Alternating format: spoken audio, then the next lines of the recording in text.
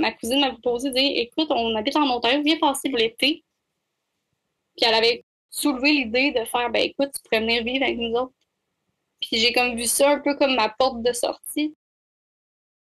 Parce que je me sentais pognée, tu sais, en Abitibi, je me sentais comme dans une cage, je me sentais comme pognée, je me sentais pas bien. J'ai fait ma valise pour l'été, mais je savais très bien dans ma tête que j'allais pas revenir. Tu sais, fait que j'ai comme fité de ce que je pouvais dans une valise, puis j'ai fait, je m'en vais, puis c'est ça. Après ça, c'était en 2013, j'ai déménagé en Ontario chez ma tante puis ma cousine. J'ai recommencé l'école, puis écoute, c'était merveilleux l'encadrement que j'avais en Ontario. L'école est gratuite là-bas. Fait que moi, j'avais pas à payer, puis ils fournissaient mon matériel d'école. Il y avait une travailleuse sociale, une éducatrice spécialisée, de l'aide pour justement, tu sais, j'avais des difficultés en mathématiques, fait que j'ai pu réussir mes mathématiques de 12e année là-bas. J'ai pu avoir mon diplôme d'études secondaires en 1 an et demi. Tu sais, fait que puis j'avais des meilleures notes de ma classe, puis je comprenais pas pourquoi. Je me disais, ben voyons, c'est sûr que c'est pas vrai. Je veux dire, I guess qu'ils me score bien trop haut, tu sais. Même année, tu sais, tu viens à réaliser que tu as autant de compétences, puis de qualités, puis de force que tout le monde. C'est juste qu'on ne donne pas l'opportunité de les développer. C'est ça, je trouve le plus dommage. Puis quand j'ai reçu mon diplôme dans mes mains, écoute, j'ai braillé, j'étais tellement comme, pour vrai, là. C'est, ouais. Et que ça s'est bien passé en Ontario. T'as-tu resté là longtemps? 6 ans.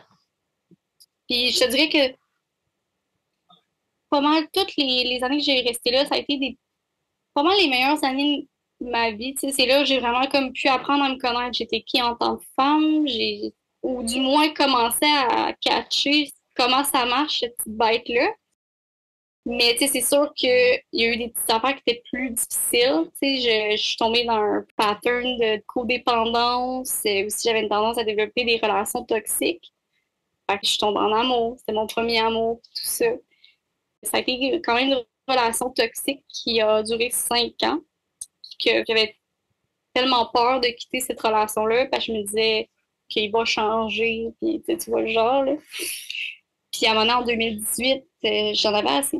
J'étais écœurée, puis là, ben, j'avais commencé ma technique en travail social, mais c'est pas quoi que je pouvais pas retourner au collège, parce que, première des choses, ça coûte très cher, les études postsecondaires là-bas. Puis j'ai fait faillite parce que je me suis ramassée vraiment dans le trou financier. C'était, écoute, 30 000 dans le trou, là. Quand t'es étudiante, c'est... Fait que, tu sais, il y a comme rien qui marchait. Tu sais, tout tournait en rond. On dirait que j'étais bloquée. Puis je me disais, bon, ben voilà, je vais finir d'un job au salaire minimum pour le restant de mes jours. Puis ça serait ça, tu sais. Puis à un moment donné, ben, j'ai vu, ah, ben, peut-être que je pourrais déménager à Montréal chez une autre de mes tantes. Puis, ben, en fait, je l'ai fait. Mais aussi, c'était dans le but de que cette relation-là, qui était toxique, ben, elle s'est comme finie d'elle-même. J'avais comme pas envie de vivre ça. Puis le fait, la distance, a fait en sorte que ça s'est comme fini là. Mais c'est sûr que ça a eu certains impacts, là. On s'entend que les relations toxiques puis la codépendance, c'est jamais rien de bon, là. C'est là que j'ai pu comme refaire mes études, en fait. J'ai pu créditer des cours de l'Ontario au Québec. Tu sais, j'ai pu avoir au moins 1 an et demi de crédité au cégep.